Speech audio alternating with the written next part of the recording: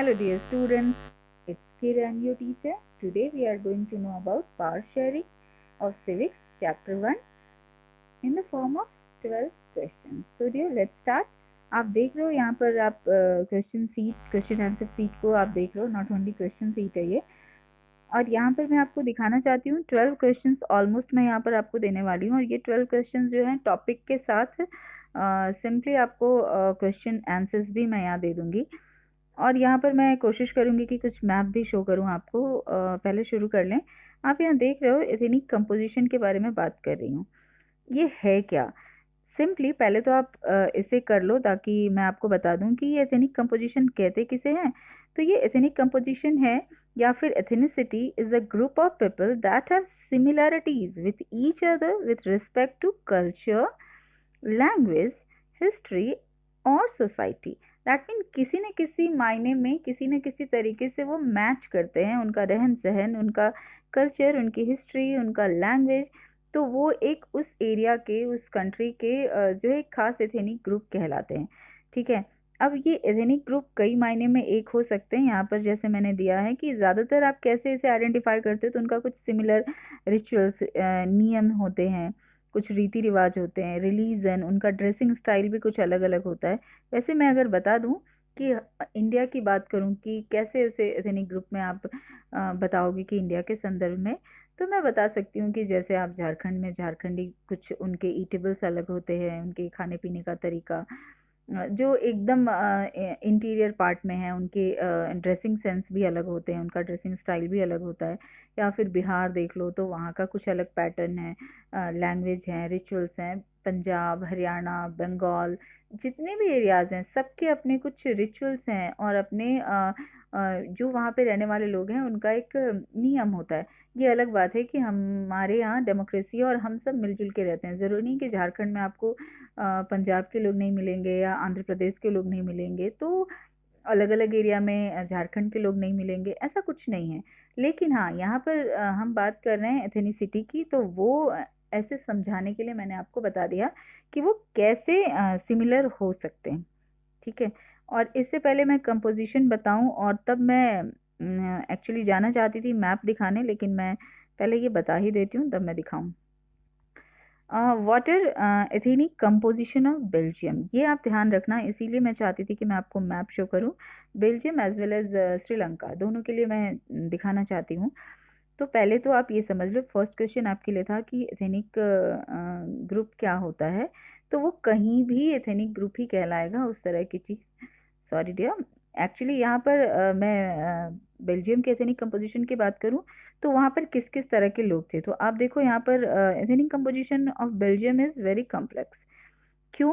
क्यों इतना कॉम्प्लेक्स था? तो सिंपली आप यहाँ देखो, डच बोलने वाले लोग जो थे या डच स्पीकर जो थे, Dutch speaking people are in majority. वहाँ पर डच बोलने वाले लोगों की संख्या कितनी थी? 59%। दैट मीन 100 में 59 लोग जो थे वो डच स्पीकर थे। फ्रेंच स्पीकर्स कितने थे? तो 40%, जो कि माइनॉरिटी में आ गए, क्योंकि वो ज़्यादा है ना, 59%, तो वो मेजॉरिटी में थे, और फ्रेंच स्पीकर जो थे वो माइनॉरिटी में थे।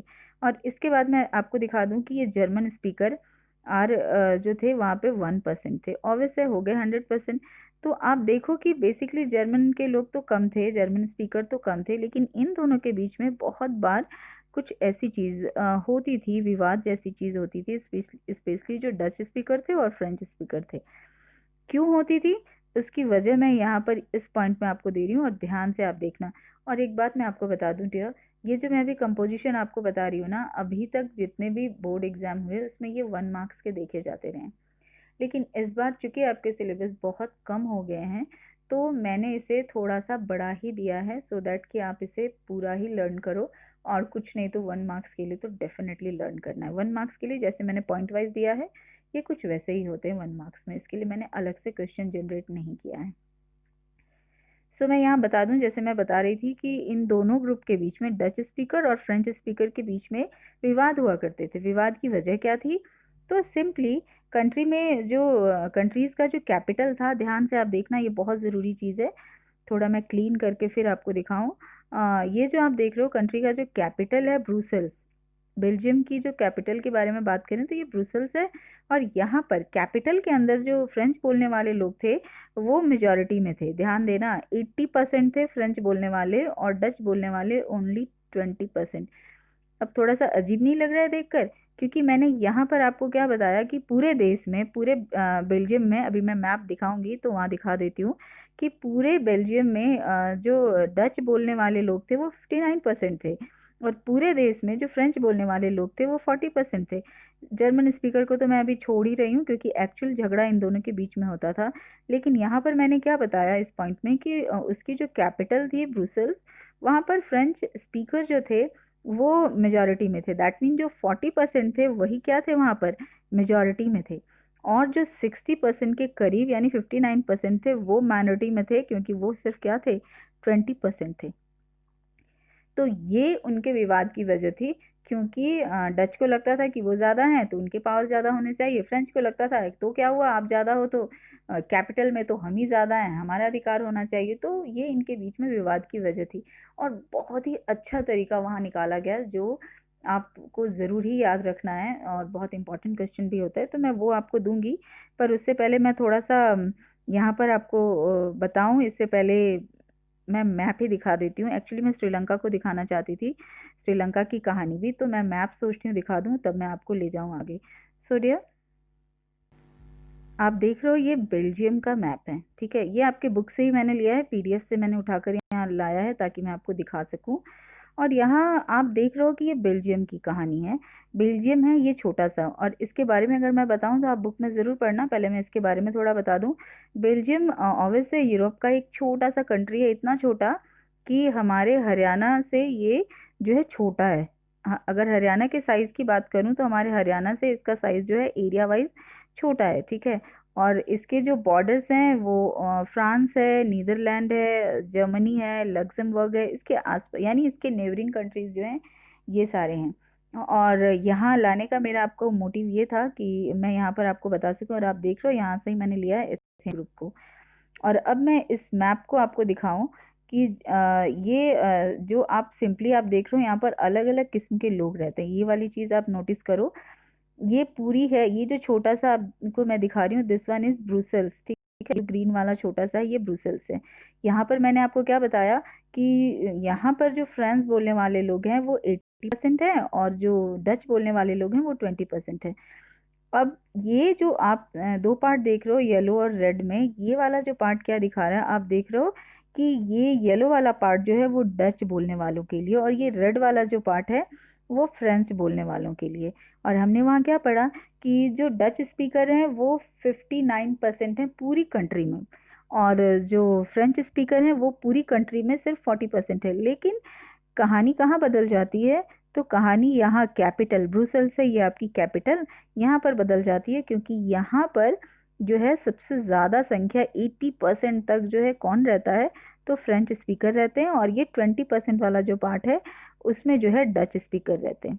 तो ये इनके झगड़ा का वजह था कि दोनों में विवाद होता था कि किसके अधिकार ज़्यादा होंगे। तो यहाँ की जो गवर्नमेंट है, यहाँ के जो लोग हैं, उन्होंने बहुत ही अच्छा तरीका निकाला। और एक मैं आपको दिखा दूँ, ये जो है जर्मन स्पीकर्स, हालांकि इनकी बहुत कीमत नहीं है क्योंकि इनकी संख्या बहुत कम है। ये देखो इस एरिया में आप देख पा रहे होगे, ठीक है, इस एरिया में ये जर्मन स्पीकर हैं। तो मेन कहानी जो था इनके बीच में वो सिंपली इनके बीच में था कि भाई डच स्पीकर और फ्रेंच स्पीकर के बीच में था। अब मैं आपको श्रीलंका के मैप दिखा देती हूँ। आप देख रहे हो ये श्रीलंका, ठीक है। और श्रीलंका के मैप में भी यही मुझे दिखाना था, क्योंकि मुझे यहाँ भी ग्रुप की कहानी आपको थोड़ी दिखानी थी। थोड़ा सा मैं इनलार्ज कर लूँ तो थोड़ा सा मैं आपको ये बता दूँ, ये भी मैंने आपके बुक पीडीएफ से ही लिया हुआ है, इसलिए मैं आपको यहाँ दिखा रही हूँ। श्रीलंका में एक विचित्र सी कहानी चल रही है अभी भी, टिल नाउ। और ये 1948 के बाद से ही इनके यहाँ जो कंट्री का जो एक विचित्र सा नियम क्या है कि इनके यहाँ सिन्हलाज को बहुत प्रमोट किया जाता है। सिन्हला क्या है, तो सिन्हला एक लैंग्वेज है, ठीक है। और बुद्ध धर्म को या बौद्ध धर्म को बहुत प्रमोट किया जाता है। मैं ये कह दूँ यहाँ कि सिन्हला को इन्होंने ऑफिशियल लैंग्वेज तक बना रखा है, और बौद्ध धर्म को भी ऑफिशियल लैंग्वेज। आप ये समझो कि सिंपली श्रीलंका में जो है बहुत सी कहानी विचित्र है, क्योंकि 74% तो इनकी सिनहलाज है और बाकी की संख्या बहुत कम है। यहाँ मैप में दिखाकर मैं इसके लिए क्वेश्चन तैयार कर चुकी हूँ, वो मैं आपको दिखाऊंगी, बट मैं मैप भी थोड़ा दिखाना चाहती थी आपको, सो दैट कि मैं आपको थोड़ा सा क्लियर कर पाऊँ। अब मैं आपको थोड़ा सा एनलार्ज करके आपको दिखा रही हूँ। आप देख रहे हो कि यहाँ भी आपको दो कंपोजिशन जैसा दिख रहा है, तो आप ध्यान से देखना शुरू करना कि ये जो येलो वाला जो पार्ट है ना, ये एक्चुअली इसमें पूरे के पूरे सिनहलाज लोग रहते हैं। कौन रहते हैं? सिनहलाज। यहाँ पे मैं टिक भी कर रही हूँ, दिस वन इज सिनहलाज, यानी बौद्ध धर्म को मानने वाले। अब दूसरी कहानी आती, ये जो रेड वाला पार्ट आपको दिख रहा है पूरे श्रीलंका में, ये एक्चुअली श्रीलंकन तमिल है। क्यों बोल रही हूँ श्रीलंकन तमिल? क्योंकि कुछ इंडियन तमिल भी हैं, और ये रहे इंडियन तमिल। ये जो छोटे छोटे से पार्ट में आपको दिख रहा है ना, ये जो छोटे छोटे से इस कलर में दिख रहा है, ये इंडियन तमिल वाला एरिया है। दैट मीन यहाँ पर इंडिया से गए हुए तमिल हैं। अब कहानी है कि इंडिया से क्यों गए वहाँ, तो इंडिया से जो तमिल गए वो वहाँ पर प्लांटेशन लेबर के तौर पर गए थे और वहीं बस गए, तो वो उनकी कहानी है। और बाद में जो छोटा सा आपको दिख रहा है, छोटे छोटे सर्कल जैसे जो दिख रहे हैं, ये सारे जो हैं वो वहाँ के मुस्लिम के को दिखा रहा है, ठीक है। पर यहाँ भी जो मेन लड़ाई है ना, वो किन के बीच में, बाकी की संख्या तो कम है, तो मेन लड़ाई किन के बीच में होती है? तो मेन लड़ाई इनके यहाँ ये सिनहला वाले ग्रुप में और जो है तमिल, जो श्रीलंकन तमिल है, उनके बीच में होती है। इनफैक्ट ये जो रेड वाला पोर्शन आप देख रहे हो ना, ये नॉर्थ टू ईस्ट फैला हुआ है। दैट मीन ये नॉर्थ है श्रीलंका का, और नीचे आप साउथ देखोगे, इस साइड वेस्ट देखोगे, तो नॉर्थ टू नॉर्थ ईस्ट वाला जो पार्ट है, श्रीलंकन तमिल कहते हैं कि उन्हें अलग दे दिया जाए। क्यों? उनके पास वजह है, क्योंकि उनको अधिकार नहीं दिया जाता। कहानी बहुत सी है अधिकार न दिए जाने, क्योंकि वो कहते तो हैं, श्रीलंका कहता है उनके यहाँ डेमोक्रेसी है, बट एक्चुअली वो डेमोक्रेसी फॉलो नहीं करते। वो क्या फॉलो करते हैं? तो ये वाली चीज फॉलो करते हैं, दैट इज मेजोरिटेरियनिज्म। अब ये कई सारे हैं, दैट मीन वो डेमोक्रेसी का इल्यूजन क्रिएट किए हुए हैं। उनको लगता है कि वो डेमोक्रेसी ही करवा रहे हैं, बट एक्चुअली वो कर नहीं रहे हैं। सो डियर, अब मैं आपको इससे रिलेटेड क्वेश्चन आंसर दे देती हूँ। आप देख रहे हो यहाँ पर जो है पावर डिवीजन के बारे में मैं बात कर रही हूँ। मैं आपको मैप में दिखा चुकी बेल्जियम के बारे में और श्रीलंका के मैप के बारे में, बट अभी मैं क्वेश्चन जो दे रही थी वो बेल्जियम से रिलेटेड था, और मैं चाहती हूँ कि इससे रिलेटेड टॉपिक पर ही आप बात कर लो कि बेल्जियम में किस तरह का पावर डिवीजन है। बहुत ही इंटरेस्टिंग पावर डिवीजन है, क्योंकि उनके यहाँ भी लड़ाइयाँ बहुत होती थी, तो उसे सुलझाने का बहुत ही पावर के डिस्ट्रीब्यूशन का नायाब तरीका निकाला गया। तो शुरुआती दौर में आप देख लो, उनके यहाँ रूल बन गया, उनके यहाँ कॉन्स्टिट्यूशन में काफ़ी फेरबदल हुई, जो मैं आपको नीचे नोट के फॉर्म में देने वाली हूँ, क्योंकि मैंने उससे क्वेश्चन क्रिएट नहीं किया है, लेकिन मैं आपको दे दूंगी। तो पहले आपको मैं यहाँ बताऊं कि डच और French speaking minister shall be equal in central government. पहला रूल उन्होंने क्या निकाला, यहाँ पर आप मैंने यहाँ पर सिंपली आंसर में इतना कुछ नहीं एक्सप्लेन किया है कि these are the different kind of power division in Belgium. ये उम्मीद करती हूँ कि आप लिख लोगे और पढ़ लोगे। तो यहाँ पर मैं आंसर के फॉर्मेट में ही दे रही हूँ। वैसे मेरी कोशिश होती है कि मैं थोड़ा सा वीडियो के साइज को रिड्यूस रखूँ। लेट्स सी कहाँ तक जाता है ये वीडियो। तो फर्स्ट चीज़ उन्होंने क्या निकाली कि डच और फ्रेंच बोलने वाले जो होंगे, उनके मिनिस्टर सेंट्रल गवर्नमेंट में इक्वल होंगे। तो क्या हुआ, जो ब्रुसेल्स है उनकी कैपिटल, वहाँ पर भले ही फ्रेंच स्पीकर ज़्यादा हैं, लेकिन हम लोग जो है सेंट्रल गवर्नमेंट में मिलकर रहेंगे, कुछ ऐसी बात हुई। और जर्मन स्पीकर के लिए बहुत जगह नहीं दिया गया था, क्योंकि उनकी संख्या कम थी। हालांकि जब कम्युनिटी गवर्नमेंट बनाया गया तो वहाँ पर उन्हें जगह मिली थी। अब मैं आपको यहाँ बता दूं कि बहुत ऐसे थे, नेक्स्ट वाला पॉइंट, कि many powers of the central government have been given to the state government. बहुत से ऐसे पावर थे जो सेंट्रल गवर्नमेंट के थे, उनको स्टेट गवर्नमेंट को भी दिया गया था। मैंने आपको बेल्जियम की कहानी में दिखाई कि फ्लेमिश रीजन और वलोनिया रीजन, यानी तो वो दो रीजन जो थे, उन दोनों में जो स्टेट्स था, उनके बीच में पावर का डिवीजन कैसे दिखाया गया। और अब आप देखें कि नेक्स्ट पॉइंट जो था, ब्रुसेल्स जो है ये has a separate government in which both communities have equal representation. यहाँ बोथ कम्युनिटी से मेरा मतलब है Dutch speaker and French speakers के बारे में। तो ये क्या थी कम्युनिटी गवर्नमेंट के बारे में, और एक्सप्लेन करूंगी मैं। ऐसे थोड़ा आपको बता दूं, जैसे हमारे यहाँ भी तो आप देखते हो ना कि सेंट्रल गवर्नमेंट स्टेट गवर्नमेंट है, और स्टेट गवर्नमेंट के अंदर में हम लोग देखते हैं लोकल गवर्नमेंट, जिसको हम पढ़ने वाले हैं हॉरिजॉन्टल और वर्टिकल डिवीजन में। लेकिन अभी मैं आपको यहाँ बता रही थी कि ब्रुसेल्स में ये जो कम्युनिटी गवर्नमेंट के बारे में बात की जा रही है, ये स्पेसिफिक प्रावधान बनाए गए। अब वो प्रावधान कहाँ बनाए गए तो मैं आपको यहाँ दिखा रही हूँ। ये मैंने ऐसे ही नोट लिख कर दे दिया है, मैंने कहाँ से लिया है, और हाँ ऊपर ही मैंने पेज नंबर डाले हैं, तो ऊपर मैं बताना भूल गई हूँ, लेकिन आप देखना जैसे मैंने यहाँ डाला हुआ है पेज नंबर 4। पेज नंबर 4 पे आप एनसीईआरटी पे जाओगे, वहीं से मैंने ये टॉपिक आपको दिया है। बेल्जियम में आपस में बहुत लड़ाई होती थी। Belgium had a violent conflict between opposing groups, जो भी अपोजिट ग्रुप थे उनके बीच में लड़ाइयाँ होती थी। It was appear like a civil war, वो लगता था कि ये सिविल वॉर हो रहा है। और ऑब्वियसली आप जानते हो कि जब कंट्री के अंदर के लोग ही आपस में लड़ रहे होते हैं तो वो सिचुएशन होती है सिविल वॉर की। और अब यहाँ मैं बताऊं कि बेल्जियम में जो कम्युनिटी गवर्नमेंट और बाकी चीज़ को बनाया गया और आपसी लड़ाई को ख़त्म किया गया ना, तो आप देखो कि 1970 से 1993 के बीच में बेल्जियम में 4 संशोधन हुए उनके संविधान में, उनके कॉन्स्टिट्यूशन में, 4 अमेंडमेंट।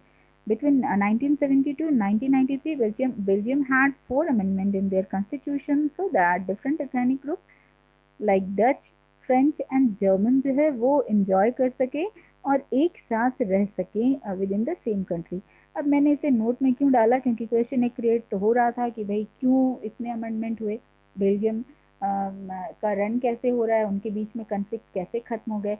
तो भी उसका जवाब यही है कि उन्होंने कन्फ्लिक्ट को खत्म करने के लिए अपने संविधान में ही संशोधन किया।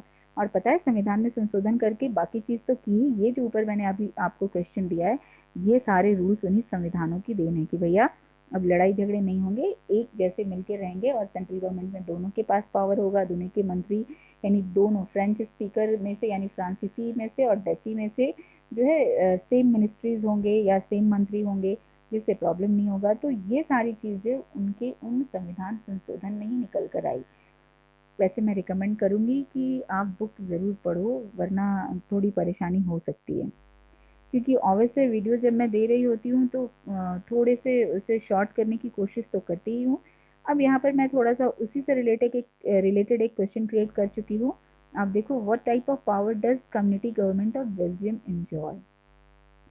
आप पेज नंबर 5 पे चेक कर लेना, मैंने वहीं से क्वेश्चन क्रिएट किया है। तो किस तरह का पावर जो था वो बेल्जियम की कम्युनिटी गवर्नमेंट एंजॉय कर रही थी। तो community government in Belgium is elected by people belonging to one language community. अब ध्यान से देना, अब देखना आप इसको, और ताकि मैं आपको बता सकूं कि वैसे तो आप जानते हो कि जैसे हमारे यहाँ इलेक्शन होता है तो लोकसभा का इलेक्शन हो रहा है या फिर विधानसभा का इलेक्शन हो रहा है। लोकसभा में तो पूरे इंडिया में होता है और विधानसभा में हो रहा होता है तो केवल स्टेट में होता है, और हर जगह होता है। स्टेट में हो रहा है तो स्टेट के अंदर जितने भी एरियाज होते हैं एक स्टेट के अंदर उसमें होता है, और अगर लोकसभा का चुनाव हो रहा है तब तो पूरे इंडिया में होता है। और सब लोग पार्टिसिपेट करते हैं जो यूनिवर्सल एडल्ट फ्रेंचाइज होते हैं, ठीक है, 18 से जिनकी ज़्यादा उम्र होती है वो सब पार्टिसिपेट करते हैं उसमें। लेकिन इसमें एक ट्विस्ट है, कम्युनिटी गवर्नमेंट वहाँ पर चुनी कैसे जाती है। आपको ये मैं बता दूं कि उनकी कम्युनिटी गवर्नमेंट तीनों के लिए होती है, यानी डच की एक गवर्नमेंट बनती है, एक फ्रांस की अलग गवर्नमेंट बनती है और जर्मनी की एक अलग गवर्नमेंट बनती है। तो इसका चुनाव कैसे होता है, इलेक्शन कैसे करवाते हैं।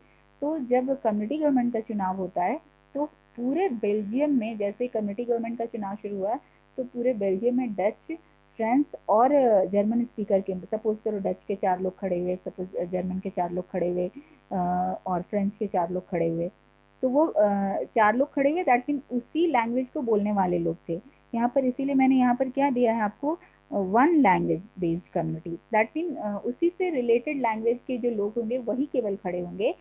अब और उनको वोट केवल देगा, अब जर्मन स्पीकर को ही, जर्मन स्पीकर सिर्फ जर्मनी के जो लोग खड़े हुए हैं उन्हीं को वोट देंगे।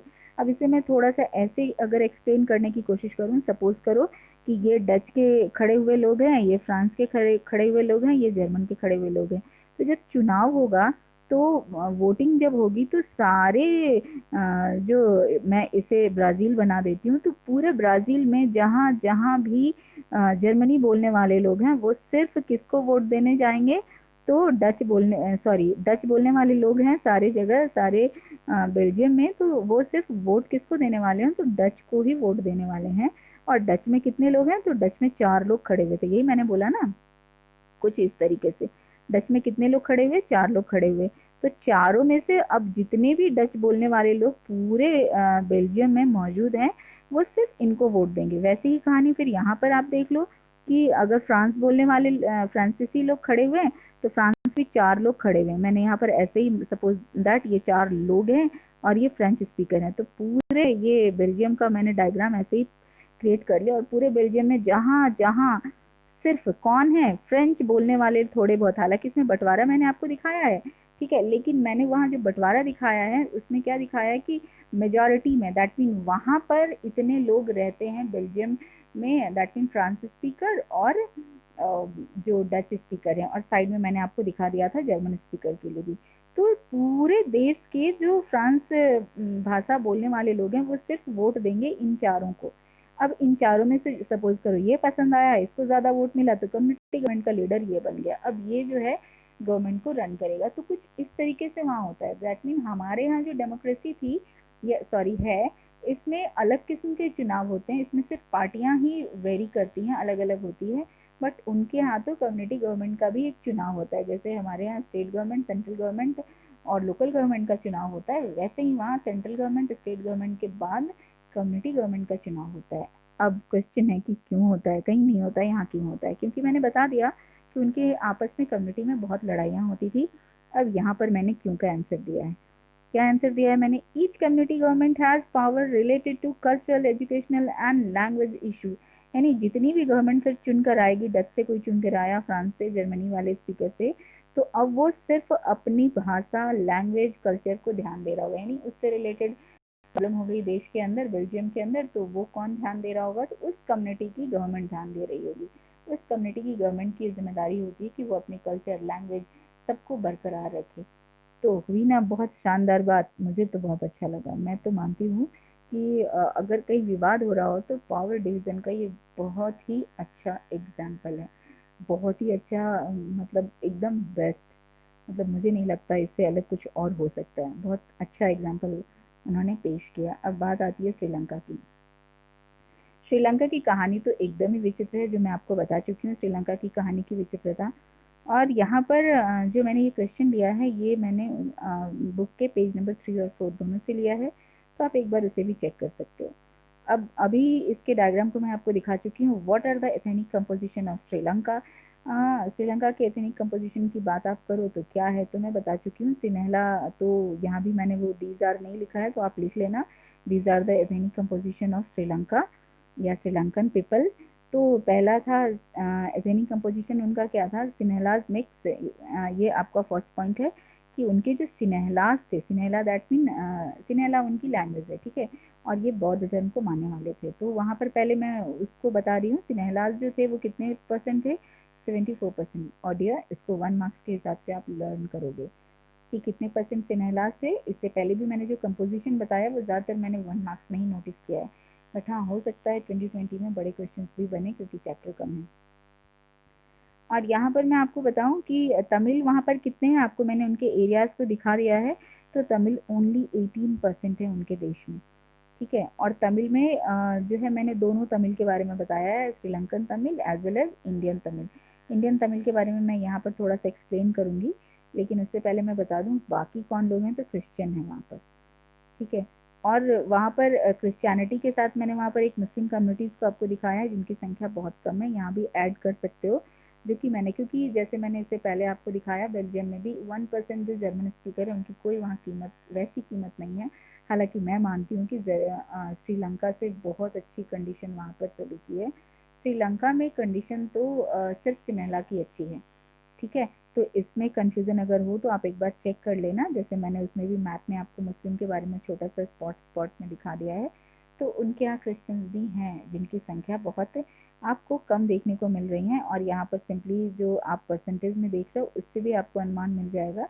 जो बड़े कंपोजिशन थे उनको मैंने डाल दिया है, यानी यही दो वहाँ पर जो झगड़ा होता है, जैसे बेल्जियम की कहानी में मैंने बताया कि वहाँ पर झगड़ा किनके बीच में होता है, तो डच और फ्रांसीसी के बीच में होता है। और यहाँ पर श्रीलंका में विवाद किनके बीच में होता है, तो सिर्फ तमिल के बीच में और सिन्हलाज के बीच में ही होता है। तमिल ही बहुत एग्रेसिव हो रहे हैं, उनको उनका उनका कहना है कि उनको उनके देश से अलग कर दिया जाए ताकि वो अपना एक अलग देश बना सकें। तो ये उनकी कहानी है। बट आगे चलूँ कि तमिल में क्या क्या डिफरेंस है, जो मैं मैप में आपको दिखा चुकी हूँ कि तमिल दो तरह के हैं वहाँ। इन Tamil there were sub categories, Indian Tamil who went there as plantation worker, यानी इंडिया से भी कुछ तमिल वहाँ गए हुए हैं जो कि वहाँ प्लांटेशन के लिए गए थे और वहीं बस गए।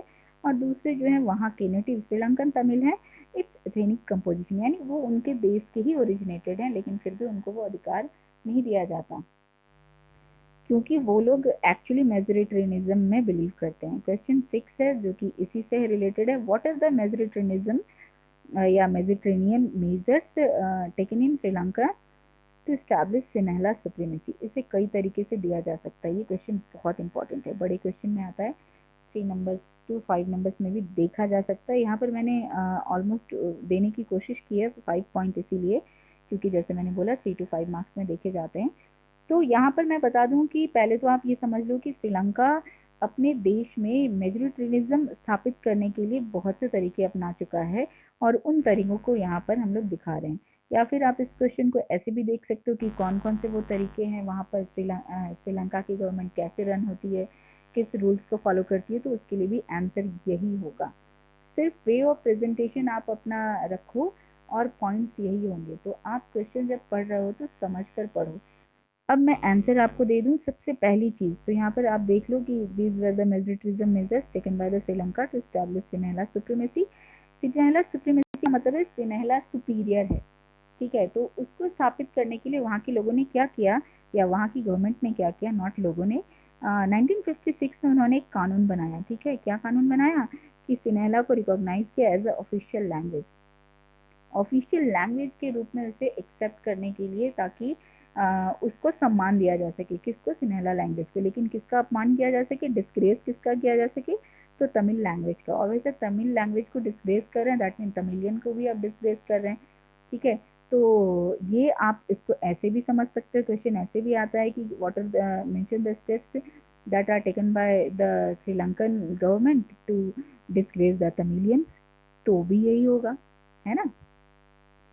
अब आप आगे चलो कि इसी पॉइंट को और क्या उन्होंने नियम निकाला। तो government followed preferential policies, government ने एक पॉलिसी बनाई प्रेफरेंस देने की, कि किसको ज़्यादा महत्व दिया जाएगा, प्रेफरेंस दिया जाएगा, इंपॉर्टेंस दिया जाएगा, दैट फेवर्ड सिन्हला, यानी सिन्हला को महत्व देने के लिए उन्होंने पॉलिसी बनाई। पहले तो आपने सिन्हला लैंग्वेज को प्रमोट किया, ऑफिशियल बना दिया, फिर और क्या किया, तो अब आप देखो कि जितने भी सिन्हलाज एप्लीकांट्स हैं are preferred for universities positions and government jobs, यानी अगर हम सब श्रीलंका में होते और हमने अगर एक जॉब के लिए या स्कूल में या कॉलेज में एडमिशन के लिए फॉर्म फिल किया होता, तो हम सब में उनको छांट लिया जाता पहले, जो कि सिन्हला को रिलेट कर रहे हैं, और बाकी को उनके बाद अगर स्पेस बचता है तो जगह दिया जाता है, अदरवाइज नहीं। तो हुई ना मेजोरिटेरियनिज्म। हमारे यहाँ तो बिल्कुल ऐसा नहीं है। तो ये वो फॉलो करते हैं, ऐसा करके वो क्या बनाते हैं, प्रिफर्ड करते हैं किसको, तो सिन्हलाज के एप्लीकांट्स को। नेक्स्ट है, उन्होंने संविधान में भी कई ऐसे चेंजेस कर दिए और क्या कहा, constitution made to protect and foster Buddhism, यानी बुद्धिज्म बौद्ध धर्म को बचाने के लिए या फॉस्टर बढ़ाने के लिए उन्होंने संविधान में ही संशोधन कर डाला, और ऑफिशियल लैंग्वेज तो बनाया ही बनाया और धर्म भी एक ऑफिशियल बना दिया। हमारे यहाँ तो कोई ऑफिशियल धर्म नहीं है, हम तो सभी धर्म को एंजॉय करते हैं। तो इस तरह से उन्होंने बुद्धिज्म को प्रमोट करने के लिए ये स्टेप जो है शुरू किया। अब बात आती है कि Sinhala language accepted as a official language, जो मैं आपको पहले ही बता चुकी कि उनको एक ऑफिस यानी ऑफिस के उनके सारे कामकाज जो है वो सिर्फ और सिर्फ सिन्हलाज में ही होंगे। और हमारे यहाँ तो बहुत से प्रावधान है, हिंदी इंग्लिश के अलावा रीजनल लैंग्वेज में भी कोई स्टेट अगर प्रमोट करना चाहे किसी ऑफिशियल चीज़ को तो उसका भी प्रावधान है। और तो और अभी जो एजुकेशन पॉलिसी आई है उसमें रीजनल लैंग्वेज को इतना महत्व दिया गया कि ई लर्निंग तक में भी, इलेक्ट्रॉनिक लर्निंग तक में भी जो है आपकी रीजनल लैंग्वेज को जगह दी गई है। तो ये रहा। और यहाँ पर मैंने एक छोटा सा क्वेश्चन क्रिएट किया, ये क्वेश्चन आता नहीं है लेकिन मुझे लगा दे देना ज़रूरी है, इसको मैंने दिया है यहाँ पर, आप इसे देख लो। What is मेजरेंटरिज्म? वैसे तो आप, मुझे ऐसा लगा कि बच्चे बहुत कुछ जानते हैं, बस छोटी सी चीज़ नहीं जानते, इसलिए मैंने इसे दे दिया। ये क्वेश्चन अभी तक आया नहीं है और बस ये छोटा सा क्वेश्चन है, लेकिन हाँ जानना ज़रूरी है, आप जान लो। मेजरेंटरिज्म जो है रेफर करता है to the rule of a group of majority, यानी मेजोरिटिज्म क्या है, तो रूल ऑफ मेजॉरिटी और कुछ नहीं। हालांकि श्रीलंका है तो कहता है कि वो उसके यहाँ डेमोक्रेसी है, वो इसी मेजोरिटिज्म का गलत फ़ायदा उठाकर इल्यूज़न क्रिएट करके अपने देश में कहता है कि उसके यहाँ जो है डेमोक्रेसी है, डेमोक्रेसी के सारे चीज़ को वो फॉलो करता है, बट एक्चुअल प्रैक्टिकली जब उसको देखा जाता है तो वो डेमोक्रेसी रियल नहीं है। अब देखिए, means that power exercise by those who are a part of majority, यानी इसमें हर हाल में इलेक्शन होंगे लेकिन हर बार जीतेगा कौन? सिनेहला। क्योंकि जितने भी सिनेहला वाले लोग हैं उनको इतना फायदा है कि वो उनको छोड़कर किसी और को वोट ही नहीं देंगे, तो सिनेहला में ही 2 4 10 लीडर खड़े होंगे और उन्हीं में से किसी को वोट मिलने वाला है। तो कहानी पूरी की पूरी मेजोरिटरिज्म पर आधारित है। अब यहाँ पर वही एग्जाम्पल मैंने दे दिया है, such as Sinhalese in Sri Lanka, all the rights were only enjoyed by the Sinhala population। जैसे वहाँ के श्रीलंका है, सारे राइट्स जो हैं वो सिनेहला के द्वारा इंजॉय किए जाते हैं।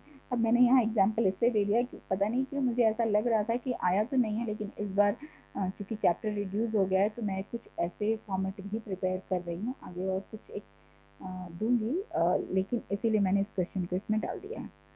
अब मैं नेक्स्ट क्वेश्चन की तरफ आगे बढ़ूँ, और ये क्वेश्चन है आपका, what is the different form of power sharing in modern democracies. यह मैं पेज नंबर डालना शायद भूल गई, लेकिन मैं आपको बता दूं, आप देखना उसमें ये एकदम मिल जाएगा जब आप जाओगे, और शायद मैंने किसी क्वेश्चन में से रिलेटेड डाला होगा और लगता है कि मेरे जहन से निकल गया, बट आप डेफिनेटली चेक करो। आप एकदम हेडिंग को ही मैंने यहाँ क्वेश्चन बनाया, और फिर मैं इसके लिए बता दूँ, ऐसे हेडिंग में क्वेश्चन आपको नहीं आते। ये जो मैंने हेडिंग दिया है आपके पास ये टॉपिक है, कैसे क्वेश्चन आते हैं, एक्चुअली इस फॉर्म में क्वेश्चन आते हैं, मैं आपको बताने जा रही हूँ।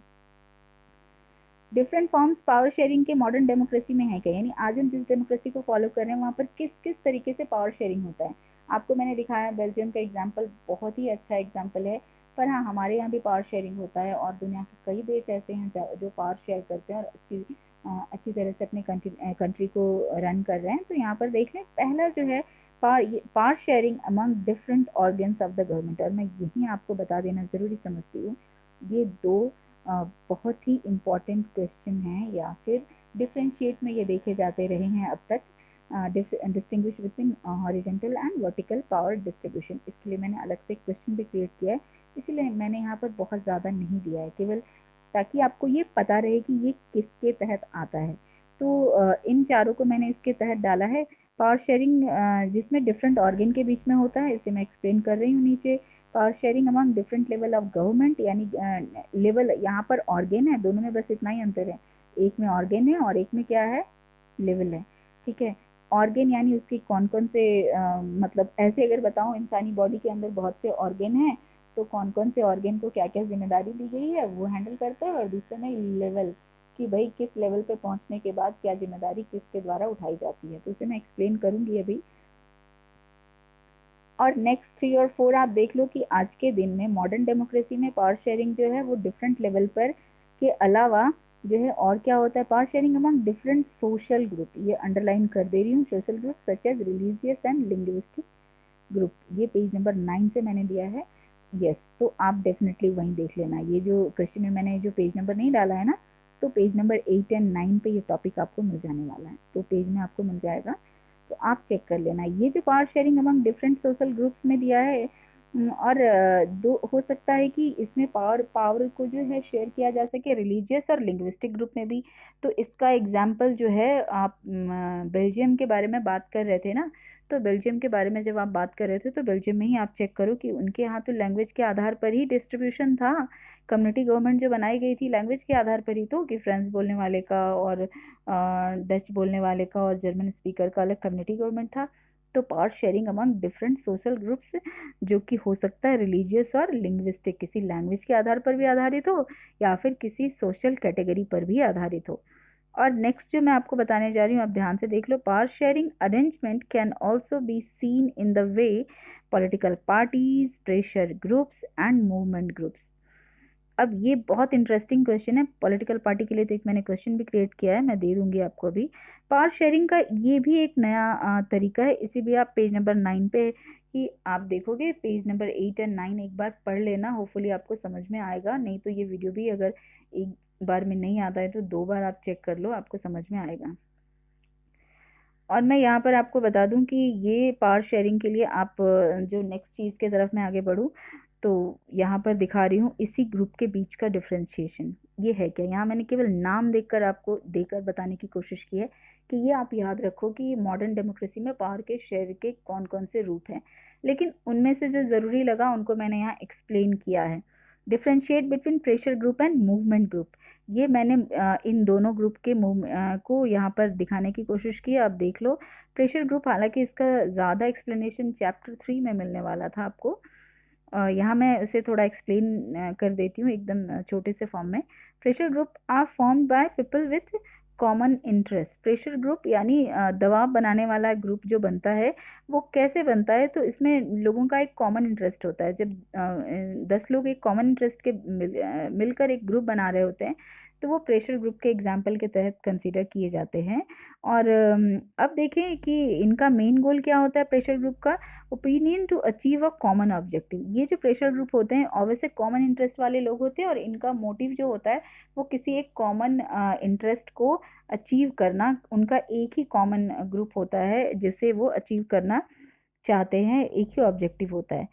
अब जो यहाँ पर मैं मूवमेंट ग्रुप के बारे में बात कर रही हूँ, ये एक ऑर्गेनाइजेशन के तौर पे काम कर सकता है which attempts to influence government policies. इसको ज़रूर आप अंडरलाइन करें। ये एक्चुअली गवर्नमेंट में नहीं होते, ये बाहर होते हैं, सिविलियंस होते हैं, लेकिन इनमें इतनी क्षमता होती है कि ये गवर्नमेंट की पॉलिसीज़ को भी क्या कर सकें, प्रभावित कर सकें थ्रू डेमोन्स्ट्रेशंस, प्रोटेस्ट। ये ऐसे कुछ धरना प्रदर्शन करते हैं और इनमें इतनी क्षमता होती है कि गवर्नमेंट के ऊपर भी प्रभाव अपना डालते हैं। It is found when people with similar opinion, ध्यान से रखना यहाँ पर सिमिलर इंटरेस्ट मैंने बताया, कॉमन इंटरेस्ट और ओपिनियन है होता है उनका कॉमन, ऑब्जेक्टिव उनका कॉमन होता है, इंटरेस्ट कॉमन होता है। और यहाँ पर मैं क्या बता रही हूँ कि ये कोई गवर्नमेंट के ऑर्गेनाइजेशन नहीं होती, पर इनमें ये क्षमता होती है कि गवर्नमेंट पॉलिसीज़ को प्रभावित कर सकें, और प्रभावित कर सकते हैं डेमोन्स्ट्रेशन प्रोटेस्ट के द्वारा। और साथ साथ में इनका ग्रुप जो होता है वो सिमिलर ओपिनियन वाले, एक जैसी सोच वाले, एक जैसी ओपिनियन रखने वाले एक साथ आते हैं और अचीव भी जो है ऑब्जेक्टिव, सेम ऑब्जेक्टिव करते हैं। अब मैं अगर आपको अभी के संदर्भ में एक एग्जांपल बताऊं, अभी हाल फिलहाल हम लोगों ने एक केस देखी है सुशांत की सुसाइड या murder case, I don't know, अभी तो क्लियर नहीं हुआ है, लेकिन फिर भी आज तक बहुत सारी चीज़ कैंपेन चलाया जा रहा है, इलेक्ट्रॉनिक मीडिया तो भरे पड़े हैं कैंपेन से कि सुशांत सिंह ने सुशांत सिंह राजपूत जी ने जो है सुसाइड नहीं किया, मर्डर है। तो ये एक मूवमेंट चल रहा है, और मुझे तो लगता है, मैंने कल ही सुना है कि सेंट्रल गवर्नमेंट भी इस पे हस्तक्षेप करने को उतारू हो गई है। आपने नोटिस किया कि एक मूवमेंट चल पड़ा है कि वो बिहार की पुलिस जा रही है, मुंबई के ऊपर दबाव है, जबकि महाराष्ट्र की गवर्नमेंट इसे कुछ हाइड करने की कोशिश भी कर रही है। तो मैं सिर्फ एक एग्जाम्पल दे रही हूँ, वो एक संयोग की बात है कि मैं ये टॉपिक पढ़ाने बैठी हूँ और मुझे कुछ और नहीं सूझा, तो मैंने ये एग्जाम्पल आपको दे दिया। तो ये कोई गवर्नमेंट ऑर्गेनाइजेशंस नहीं है जो प्रेशर बना रहे हैं, अलग अलग जगह से ट्वीट कर रहे हैं, मैसेज दे रहे हैं, प्रधानमंत्री जी के पास अलग अलग तरफ से मैसेज जा रहा है, छोटे छोटे जो न्यूज़ चैनल्स हैं यूट्यूब पे अवेलेबल, उन पे जाकर आप देखो तो बहुत सारे मैसेजेस आए दिन हैं, हो सकता है आप में से कुछ लोग फॉलो भी कर रहे होंगे। तो ये क्या है, ये मूवमेंट आप बना रहे हो, ठीक है, और हो सकता है कि इसका प्रभाव बहुत ज़्यादा बड़ा पड़ने वाला है, ठीक है। तो इस तरीके से मूवमेंट ग्रुप में ये क्षमता होती है कि एक छोटे से चीज़ को भी वो गवर्नमेंट पे दबाव बना सकती है, अगर वो एक प्रोटेस्ट और डेमोन्स्ट्रेशन का रूप ले ले, ठीक है। अभी कोई प्रोटेस्ट वैसा तो नहीं निकला इस केस में, लेकिन हाँ एक इलेक्ट्रॉनिक मीडिया के माध्यम से ये प्रोटेस्ट जारी है। एक एग्जाम्पल था, ऐसे बहुत से चीज़ पॉसिबल हो सकते हैं, ठीक है। और मैं नेक्स्ट एग्जाम्पल के साथ आगे बढ़ूं जो कि क्वेश्चन के फॉर्म में है। What is the difference between pressure groups and political party. अब जो है प्रेशर ग्रुप और पॉलिटिकल पार्टीज़ के डिफरेंस के बारे में जैसे मैंने ऊपर आपको बताया था, तो अब मैं यहाँ ले चलूँ, एक सिंपल सी जानकारी आप रखो कि इसमें क्या डिफरेंस है। और एक्चुअली मैंने आपको ऊपर कहाँ बताया कि पावर का डिवीज़न, ठीक है, पावर का डिवीज़न इन अलग अलग ग्रुप के बीच में कैसे हो रहा है। और अभी मैंने जो मूवमेंट ग्रुप के एग्जांपल में आपको बताया, तो मूवमेंट ग्रुप कोई अलग से तो बना नहीं है, लेकिन हाँ जो भी कॉमन इंटरेस्ट है, उनका कॉमन इंटरेस्ट है कि किसी भी तरह से अगर सुशांत की केस में उनकी हत्या हुई है तो किसी तरह से उनको न्याय मिले। तो कॉमन इंटरेस्ट लोगों का ये है, वो डजेंट मैटर कि वो हिंदू मुस्लिम सिख ईसाई कौन है, सब लोग अभी इसमें पार्टिसिपेट कर रहे हैं। तो अब आगे आप चलें। अगर आपके दिमाग में क्वेश्चन है कि सब लोग नहीं, 100% तो लोग नहीं है, तो हर जगह होते हैं, 100% लोग होना ज़रूरी भी नहीं है। मोर देन 50% अगर लोग हैं तो बड़ी बात कंसीडर की जाती है। दैट मीन्स 60% लोग अगर हैं तो काफ़ी समझा जाता है उसके दबाव के लिए, ठीक है। और अब मैं यहाँ आपको बताऊँ कि pressure groups differ from political party कैसे है, इन 2 मेन वेज। तो pressure group usually has a narrow programs dealing only with its own particular interest. ध्यान रखना, अभी आपको डिफ्रेंशिएशन मैं बता रही हूँ। प्रेशर ग्रुप जो कि राजनीतिक कोई लेना देना नहीं होता, गवर्नमेंट से कोई लेना देना नहीं होता है, और पॉलिटिकल पार्टी तो गवर्नमेंट में होती है, उनसे लेना देना होता है। तो इन दोनों में अंतर क्या है कि ये वो ग्रुप होते हैं, नैरो प्रोग्राम होता है, इनका कोई बड़ा मकसद नहीं होता है, ये डील करते हैं ओनली इट्स पर्टिकुलर इंटरेस्ट। इनका जो खुद का पर्टिकुलर इंटरेस्ट होता है ना, उस पर वो डील कर रहे होते हैं। पूरी कहानी बदलने में, पूरा सिस्टम बदलने में इनका कुछ हाथ नहीं होता। और जबकि पॉलिटिकल पार्टी तो डील करती है वाइड रेंजेस ऑफ इश्यूज। इतना ही मैंने कहा क्योंकि आप पॉलिटिकल पार्टी के बारे में बहुत जानते हैं कि उनका बहुत बड़ा योगदान होता है आपके देश की गवर्नमेंट को रन कराने में, या फिर अपोजिशन लीडर के रूप में होता है ना। अब मैं नेक्स्ट क्वेश्चन की तरफ चलूँ। वो क्या है, how is power shared among political parties and pressure groups. इसी क्वेश्चन को मैंने यहाँ पर दोनों का डिफ्रेंशिएशन मैंने आपको दिया, और एज आई सेड कि मुझे थोड़ा सा भी जिसमें लगा है मैंने उसे एक्सप्लेन करने की कोशिश की है। और अब मैं यहाँ पर बता रही हूँ कैसे इनके बीच में पावर का डिवीज़न होता है, शेयर कैसे इनके बीच में पावर होता है। जबकि क्योंकि प्रेशर ग्रुप तो कोई गवर्नमेंट का ग्रुप होता नहीं है, जबकि पॉलिटिकल ग्रुप पार्टी तो गवर्नमेंट का ही एक ग्रुप कंसिडर आप करते हो। दैट मीन गवर्नमेंट में वो रन करती है, वो चुनकर आती है, चुनाव लड़ती है, जबकि प्रेशर ग्रुप तो कोई चुनाव नहीं लड़ती। तो ये डेमोक्रेसी में इनके बीच में ये ग्रुप होते हैं हमारी सोसाइटी में, हमारे समाज में। तो इनके बीच में पावर का डिस्ट्रीब्यूशन कैसे होता है, तो आप यहाँ देखो कि डेमोक्रेसी में पावर का जो डिस्ट्रीब्यूशन होता है वो इस तरीके से कुछ आप देख रहे हो। डिफरेंट पॉलिटिकल पार्टीज होती हैं, डिफरेंट प्रेशर ग्रुप्स हो सकता है, डिफरेंट मूवमेंट ग्रुप्स हो सकते हैं। अब जो मैं यहाँ पर एग्जांपल देने जा रही हूँ, होपफुली आपको समझ में आ जाना चाहिए। तो आप देखो ध्यान से कि डिफरेंट पॉलिटिकल पार्टीज जो होती हैं वो क्या करती हैं। Sometimes this kind of sharing can be direct, कभी कभी ये डायरेक्ट होता है। When two or more parties form an alliances to contest elections, if their alliances is elected they form a coalition government. कभी कभी ऐसा होता है, कभी कभी क्या आजकल तो ऐसा ही हो रहा है। एनडीए एंड यूपीए की गवर्नमेंट जो बनती है, national democratic alliance and United progressive alliance, तो ये जो यूपीए जो है उसकी मेन पार्टी जो है वो कांग्रेस है, और एनडीए जो है उनकी मेन पार्टी बीजेपी है। तो ये लोग क्या करते हैं, पहले से ही अलायंस बना लेते हैं इलेक्शंस लड़ने से पहले ही, और फिर वो जब जीत जाते हैं तो एक साथ वो जो है सरकार भी बनाते हैं, जिसको हम कहते हैं कोलिजन गवर्नमेंट। क्या कहते हैं, कोलिजन गवर्नमेंट भी कहते हैं। तो ये आपने देखा कि पावर का डिस्ट्रीब्यूशन डिफरेंट पार्टीज के बीच में है, और डिफरेंट ग्रुप के प्रेशर ग्रुप तो अलग अलग होती हैं, ये प्रेशर बनाती ही हैं। तो इनका जो है पावर का डिस्ट्रीब्यूशन अलग अलग होता है। इसके कई नाम हो सकते हैं, कई ग्रुप हो सकते हैं, कई सारी संस्थाएं हो सकती है जो प्रेशर बनाने का काम कर सकती हैं। अभी तो कोई ऐसे ग्रुप मुझे एक्टिव नज़र नहीं आए हैं इस केस में, खासकर जैसे मैं अभी सुशांत मर्डर केस या फिर सुसाइड केस के बारे में बात कर रही थी, तो ऐसा कोई ग्रुप मेरी नज़र में तो नहीं अभी आया। लेकिन अगर ये लंबा चलता है तो ऐसे ग्रुप्स भी ज़रूर एक्टिव हो जाएंगे जो कि प्रेशर बना रहे होंगे। हालांकि मैं यहाँ प्रेशर बनाने की बात करूँ तो आपको ये बताना ज़रूरी है कि प्रेशर बनाने में जैसे कंगना रनावत जी जो हैं वो अलग ही प्रेशर लगा रही हैं इसमें, कि नहीं ये इसमें नेपोटिज्म जैसी चीज़ है। तो ये मैं आपको सिर्फ इसलिए डील करने की कोशिश कर रही हूँ कि ग्रुप बहुत से हो सकते हैं, और सचमुच उनका प्रेशर काम भी कर रहा है, क्योंकि इतने दिन तक 14 जून से आज तक जुलाई, ये अगस्त आपको आ गया, ये 4 अगस्त, तो अभी तक चीज़ें सिर्फ चल रही हैं।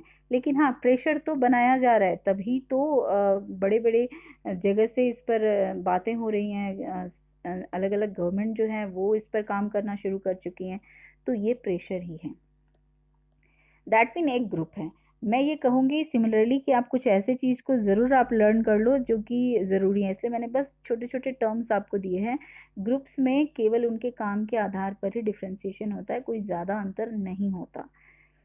अब जो मैं क्वेश्चन देने जा रही हूँ बहुत ही इंपॉर्टेंट क्वेश्चन है। एक्चुअली मुझे ये सबसे पहले ही देना चाहिए था, लेकिन मुझे लगा कि बहुत से डिफ्रेंशिएशन है, तो एक्चुअली ये जो आपको मैं दे रही हूँ उसी पार्ट से जो एक्चुअली आपकी बुक में अगर आप देखने जाओ ना तो इतना एक्सप्लेन नहीं किया गया। पेज नंबर 8 एंड 9 में जो आप देखने जाओगे तो पावर शेयरिंग जो है, different form of power sharing, उसका जो फर्स्ट एंड सेकेंड पॉइंट है उन्हीं को यहाँ पर मैंने लिया है। पहला पॉइंट और दूसरे पॉइंट में आपको ये दोनों चीज़ मिलेगा जो मैं एक्सप्लेन कर रही हूँ। आप देखो ये डिवीजन क्या है, तो हॉरिजेंटल पहले देख लो। हॉरिजेंटल पावर डिवीजन जो है such a power sharing arrangement in which power is shared among different organs, ठीक है। हॉरिजेंटल पावर डिवीजन में पावर का डिवीजन जो होता है डिफरेंट ऑर्गेन के बीच में होता है।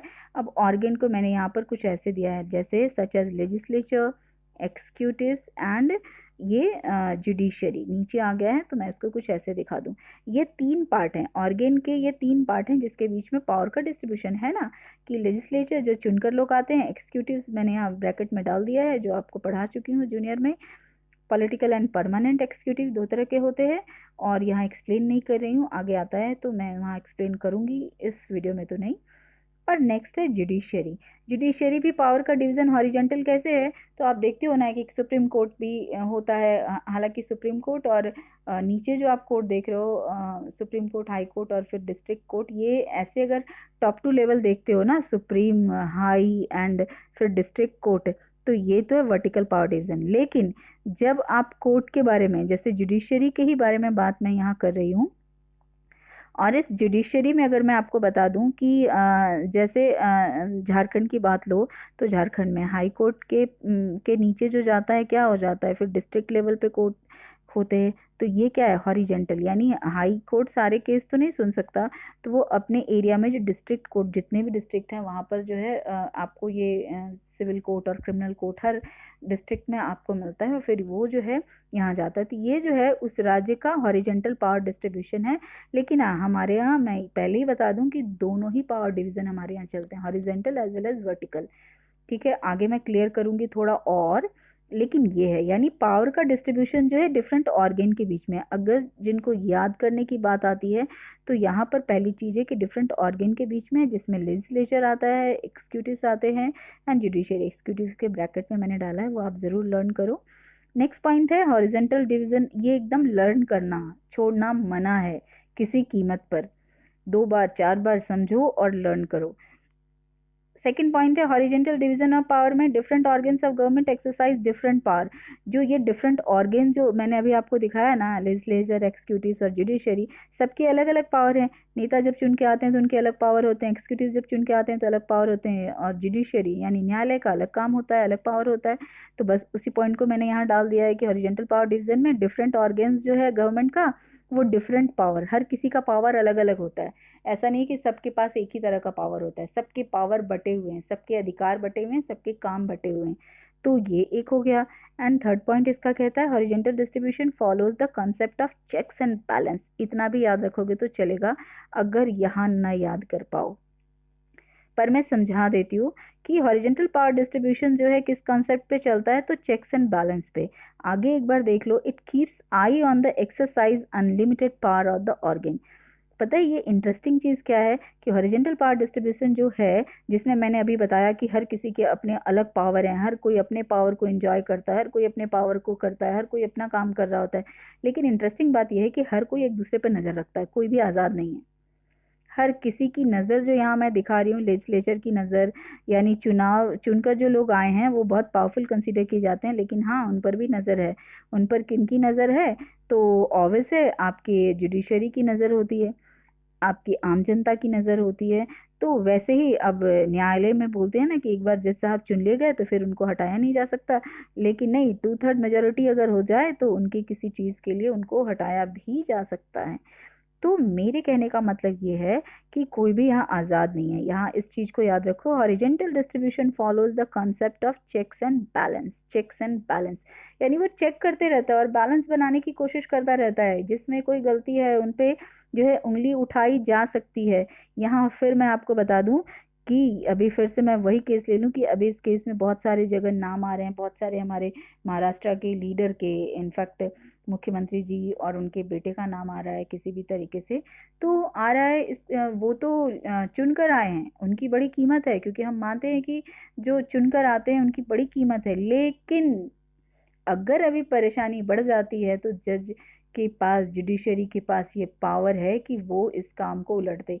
जैसे अभी कल की घटना मैंने सुनी कि भाई बहुत सारे जो पेपर्स थे, महाराष्ट्र सरकार बिहार पुलिस को नहीं दे रही थी, इस पर जो है सेंट्रल गवर्नमेंट ने जो है क्वेश्चन कर दिया है और उनसे सारे रिपोर्ट्स मांग लिए हैं। उधर कोर्ट में भी है, जो कि शायद कल रिपोर्ट आने वाला है 5 अगस्त को। तो मेरे कहने का मतलब, मैं इसे रिलेट इसलिए कर रही हूँ कि रिसेंट घटना है, आप लोगों ने शायद इसे सुना है होपफुली। तो आपको ये पता चलेगा कि कोई भी ऐसा नहीं है कि फ्री किसी को छोड़ा गया है। ठीक है, अब मैं नेक्स्ट क्वेश्चन की तरफ आपको बताऊं, तो ये जो डिस्ट्रीब्यूशन आप देख रहे हो ये है क्या?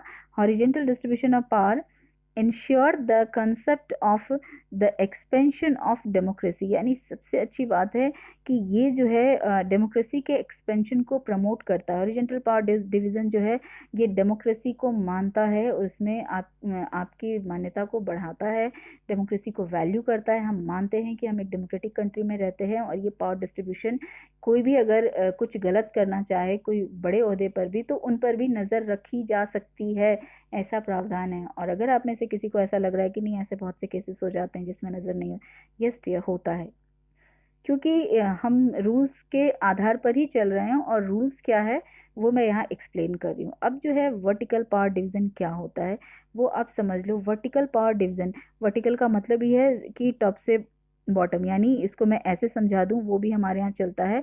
और जैसे मैं यहाँ बताऊँ कि यहाँ पर central, C for central government, S for state government, L for local government. तो सेंट्रल गवर्नमेंट अपने थोड़े पावर स्टेट को देती है, स्टेट गवर्नमेंट थोड़े पावर जो है लोकल गवर्नमेंट को देती है। लोकल गवर्नमेंट में भी दो है, क्या है? तो म्यूनिसपैलिटी और ग्राम पंचायत, है ना। और मैंने जो ऊपर बताया एक बार फिर से मैं क्लियर कर दूं ताकि दोनों में कंफ्यूजन अगर हो रहा हो तो। और हॉरिजेंटल का मतलब होता है ऐसे, ठीक है। हॉरिजेंटल का मतलब होता है कैसे? तो जैसे सेंट्रल गवर्नमेंट खाली मैं ले रही हूँ, तो सेंट्रल गवर्नमेंट में भी क्या क्या है? लेजिस्लेचर भी है, उसमें चुनकर लोग आते हैं, लोकसभा के अंदर भी जो चुनकर आते हैं। उसके बाद उनके एग्जीक्यूटिव्स होते हैं, एग्जीक्यूटिव दोनों तरह के होते हैं। और उसके बाद उनके पास भी जुडिशरी होती है। फिर अगर स्टेट में जाएं, स्टेट में भी हर राज्य में चले जाओ तो उनके पास भी चुनकर लोग आते हैं, उनके पास भी जो है एग्जीक्यूटिव्स होते ही हैं, और उनके पास भी जुडिशरी होती ही है ना। तो इस तरह से, और ये तो मैंने केवल एस लिखा, जितने भी स्टेट हैं वहाँ पर ये सारी चीज़ होती है। यानी हॉरिजेंटल में पावर का डिस्ट्रीब्यूशन इस तरह से चलता है, और वर्टिकल में पावर का डिस्ट्रीब्यूशन कुछ टॉप टू जो है नीचे जो आता है कुछ इस तरह से चलता है। अब मैं आपको दिखाऊं इसमें वर्टिकल डिवीजन ऑफ पावर है क्या। तो vertical division of power can be shared among the governments eight different level kind of. जैसे यहाँ देखो, union, state and local level of government. जो मैंने अभी आपको बताया, यूनियन की जगह मैंने सेंट्रल गवर्नमेंट आपको बताया। तो वर्टिकल पावर डिवीजन जब भी हो तो बेटा ये याद रखो आप सब कि ये जो है इस लेवल में चीज़ें जाएंगी, ओके। और ये that mean central government, state government, और ये जो है लोकल गवर्नमेंट के फिर दो पार्ट। तो इस तरीके से पावर का डिस्ट्रीब्यूशन होगा। तो इसको आप क्या कहते हो? Different level. ऊपर में ऑर्गेन था, यानी हॉरिजेंटल में ऑर्गेन है, वर्टिकल पावर डिवीजन में जो शेयर किया जाता है वो डिफरेंट लेवल। क्या है? डिफरेंट लेवल, ये याद रखना। और उसके बाद ये सारी चीज़ एक्सप्लेन कर दो एग्जाम्पल के थ्रू, ज़्यादा एक्सप्लेन करने की ज़रूरत नहीं है। अब दूसरे पॉइंट की तरफ मैं जाऊं, यहाँ पर आपको, यहाँ पर अगर मैं ऐसे बता दूं, vertical division of power can be shared among government at different level like union, state and local such as government. It involves higher and lower level of government. ये जो मैंने अभी नीचे एक्सप्लेन किया, हायर लेवल भी होती है इसमें, इसमें लोअर लेवल भी होता है। और दूसरा जो है, whereas in vertical division of power constitution clearly lays down the power of different level of government. यानी हमारे संविधान ने बता दिया है कि सेंट्रल गवर्नमेंट क्या पावर एंजॉय करेगा, स्टेट गवर्नमेंट क्या करेगा, और फिर लोकल गवर्नमेंट के पास म्यूनिसिपैलिटी क्या एंजॉय कर रही होगी, और पंचायत क्या एंजॉय कर रही होगी, ठीक है। और नेक्स्ट पॉइंट जो है मैं आपको बताऊं आपको, that is there is no such concept of checks and balance. यहाँ पर जो एक्चुअली होती है चेक्स एंड बैलेंस का वर्टिकल पावर डिवीजन में नहीं होता। अब ये पॉइंट मैं आपको बता दूँ, ये हमारे यहाँ लागू नहीं होता, हमारे यहाँ तो चेक्स एंड बैलेंस चलता है। व्हाट आई सेड अर्लियर कि हमारे यहाँ दोनों तरह का पावर डिवीजन होता है, दैट मीन दोनों तरह के पावर डिवीजन का एग्जाम्पल मिलता है। बट हाँ, चेक एंड बैलेंस तो हमारे यहाँ सब जगह है। लेकिन बहुत से ऐसे एरियाज़ हैं जहाँ पर चेक एंड बैलेंस इस सिस्टम में नहीं होता। क्यों नहीं होता है वो मैं आपको बता दूँ। उसमें जहाँ नहीं होता, इस पॉइंट को सपोर्ट करने के लिए मैं बता दूँ, no such concept of checks and balance, यानी इसमें चेक्स एंड बैलेंस नहीं होता पावर डिवीजन में। क्यों? क्योंकि सेंट्रल गवर्नमेंट अपने पावर को करती है और उस पर कोई भी हस्तक्षेप नहीं करता। हर स्टेट गवर्नमेंट के पास अपने पावर हैं, उसको कोई भी हस्तक्षेप नहीं करने वाला। लोकल गवर्नमेंट के पास अपने पावर हैं, उसको कोई हस्तक्षेप करने वाला नहीं है। इसीलिए यहाँ पर दिया गया है कि there is no such concept of check and balance. यहाँ पर कुछ चेक एंड बैलेंस जैसी चीज़ नहीं होती, जहाँ पर सिर्फ वर्टिकल पावर डिवीजन जो है एक्सरसाइज किया जाता है। हमारे यहाँ तो horizontal as well as vertical दोनों हैं। Clearly given by the constitution from the higher level to lower level. एकदम सही बात दी हुई है कि इतना तो सेंट्रल गवर्नमेंट करे, इतना ये करे, इतना ये करे, और किसी को इसमें किसी का हस्तक्षेप नहीं देना होता। नेक्स्ट है vertical division of power promotes the concept of deepening of democracy. ये याद रखना, एक्चुअली ये वहाँ पर चलाए जाते हैं जहाँ पर डेमोक्रेसी को और ज़्यादा नीचे से एकदम गहराई तक पहुँचाने की बात है, वहाँ तक होती है। इसका मतलब है कि वहाँ पर फॉलो किया जाता है जहाँ लगता है कि कोई भी किसी को भी चेक एंड बैलेंस करवाने की ज़रूरत नहीं है, हर कोई अपना काम प्रॉपर कर रहा है। तो ये होती है। और ऐसा डिवीज़न, पावर शेयरिंग का जो डिवीज़न हॉरिजॉन्टल और वर्टिकल, या फिर जितने भी पावर शेयरिंग आपको आज मैंने दिए हैं, वो सारे के सारे उस कंट्री, उस जगह के कॉन्स्टिट्यूशन पर डिपेंड करता है कि वो कैसा वहाँ बना रहे हैं। जैसे कि अभी हम लोगों ने बेल्जियम से लेकर श्रीलंका की कहानी पढ़ी, तो श्रीलंका का कॉन्स्टिट्यूशन श्रीलंका के लोग वैसे ही बनाना चाहते हैं, या वहाँ के जो मेन लोग हैं वो वही कर रहे हैं, इसलिए कुछ वैसा चल रहा है। तो ये उस कंट्री पर डिपेंड करता है। हम और आप इसको सिर्फ लर्न करें, समझें। चलो डियर, आज के लिए इतना ही। वीडियो का साइज़ बहुत बड़ा हो चुका है। खलील्स की स्टोरी बतानी थी, लेकिन मुझे लगता है अब मुझे नहीं बताना चाहिए। Anyways dear, have a nice day, bye, take care.